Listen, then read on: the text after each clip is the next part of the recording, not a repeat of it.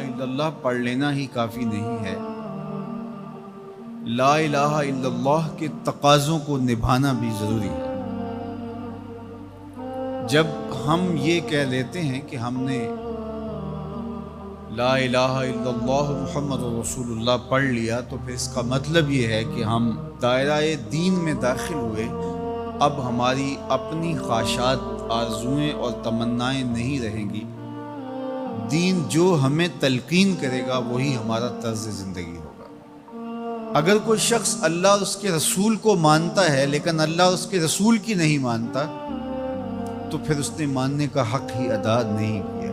اس لیے شریعت بیضا ہم سے اس بات کی متقاضی ہے کہ ہم اللہ اور اس کے رسول کی ہر بات کو مانیں، اور جو ان کی طرف سے ہمیں نظم زندگی اختیار کرنے کی تلقین کی گئی ہے وہ ہم اختیار کریں۔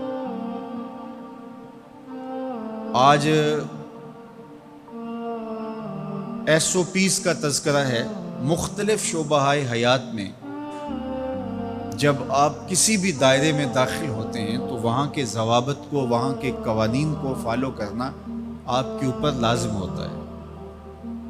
آپ شہری ہیں پاکستان کے، لیکن آپ کو کسی ملک میں سفر کرنا ہوتا ہے، تو جتنی دیر تک آپ وہاں رہتے ہیں تو آپ کو قوانین ان کے فالو کرنے ہوتے ہیں، ان کے ضوابط کے مطابق آپ کو وقت گزارنا ہوتا ہے۔ تو یہ بات اچھی طرح سے ذہن میں رکھیے گا کہ اسلام صرف اعتقادات کا نام ہی نہیں ہے، بلکہ یہ ہماری مکمل معاشرتی زندگی، ہماری مکمل اقتصادی زندگی، ہماری اخلاقی اقدار، ہماری تقویم، ہمارے رسوم و رواج، طرز معاشرت، ایک ایک چیز میں اسلام کامل، اکمل اور مکمل رہنمائی دیتا ہے۔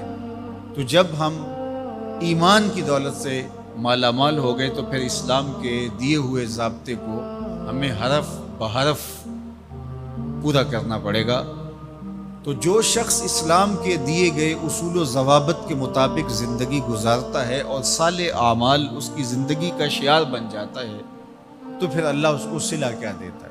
ایک تو آخرت کا اجر ہے جو اس کو عطا کیا جائے گا، وہ تو ہے ہی ہے، لیکن اس دنیا کی زندگی میں بھی اللہ جل شانہ اس کو جزا کی صورت میں صالح، پاکیزہ، ستھری، مطمئن زندگی عطا کرتا ہے۔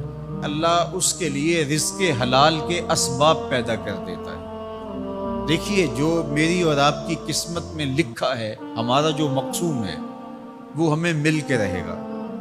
جب بچہ شکم مادر میں 120 دن کا ہوتا ہے، صحیح حدیث میں آتا ہے کہ اس کا رزق بھی لکھ دیا جاتا ہے، اس کی عمر بھی لکھ دی جاتی ہے، اس کا شقی و سعید ہونا بھی لکھ دیا جاتا ہے۔ یہ لکھ دیا گیا ہے، قلم اٹھا لیا گیا، سیاہی خشک ہو گئی، میرا اور آپ کا لکھا ہوا مقدور ہے، مقسوم ہے، وہ ہمیں ہر صورت میں مل کے رہے گا۔ لیکن یہ ہمارا اختیار ہے کہ ہم اس لکھے ہوئے کو، اس مقسوم کو حاصل کیسے کرتے ہیں۔ بذریعہ حلال حاصل کرتے ہیں یا بذریعہ حرام حاصل کرتے ہیں، تو یہ انسان پہ چھوڑا گیا ہے۔ لیکن جو شخص اچھے اعمال کے ذریعے سے اپنے رب کی رضا جوئی میں لگا رہتا ہے، تو اللہ اس کے مقسوم کو اس تک حلال ذرائع سے پہنچاتا ہے، اس کو اس کی توفیق نصیب کر دیتا ہے کہ وہ حرام کی طرف نظر بھی اٹھا کر نہیں دیکھتا اور وہ حلال رزق اختیار کرتا ہے۔ تو جو اچھے اعمال کرنے لگتا ہے، اللہ اس کے لیے ایسے راہ کشادہ کر دیتا ہے کہ اس کو نیکی کی توفیق دیتا ہے اور گناہوں سے اس کو محفوظ رکھتا ہے، اس کے لیے اسباب مہیا کر دیتا ہے۔ اللہ کے محبوب علیہ السلام نے ارشاد فرمایا، اذا اراد اللہ بعبد خیرا اصلہ، جب اللہ کسی شخص کی بھلائی کا ارادہ کرتا ہے تو اس کو شہد کی طرح میٹھا اور مرغوب بنا دیتا ہے۔ صحابہ نے پوچھا، یا رسول اللہ صلی اللہ علیہ وسلم وکیف اصلہ، اللہ اس کو کس طرح میٹھا کر دیتا ہے، کس طرح مرغوب بنا دیتا ہے؟ تو اللہ کے محبوب علیہ السلام نے ارشاد فرمایا کہ اللہ مرنے سے قبل اس کو اچھے اعمال کی توفیق نوازتا ہے، اور پھر فرمایا فَيَقْبِضُهُ عَلَيْهِ، اور وہ نیکیاں کرنے لگ جاتا ہے کہ اللہ اس کی روح قبض کرتا ہے۔ تو جو نیک اعمال کرتا ہے اللہ اس کے لیے پھر آسانیاں مزید پیدا کر دیتا ہے، تو یہ صلہ ہے صالح اعمال بجا لی۔